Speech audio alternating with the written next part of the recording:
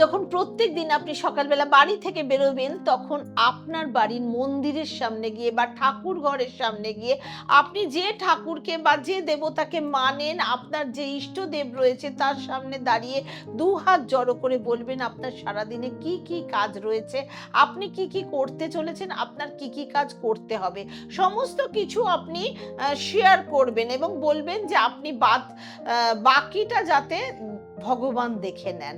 আপনি ভগবানের উপর ছেড়ে দিলেন, কিন্তু আপনি মন প্রাণ থেকে যদি এই কাজটা করেন তাহলে আপনার সম্পূর্ণ কাজই সাকসেসফুল হবে। তারপর আপনি সারাদিন কাজ করার পর আবার যখন সন্ধেবেলা বাড়ি ফিরে আসবেন, তখন আপনি হাত মুখ ধুয়ে আবার আপনার ইষ্টদেবের কাছে আপনার বাড়ির ঠাকুর ঘরের সামনে গিয়ে ভগবানকে বলবেন যে ঠাকুর, আমি এই কাজ সারাদিন করলাম এবং এই কাজটা আমি করতে পারলাম না, বাকি কাজটা আমি কালকে করার চেষ্টা করব এবং বাদ বাকি কাজটা ভগবান আপনি দেখে নেবেন। এই উপায়টি যে করবেন সে তার ভাগ্য পাল্টে ফেলতে পারবে।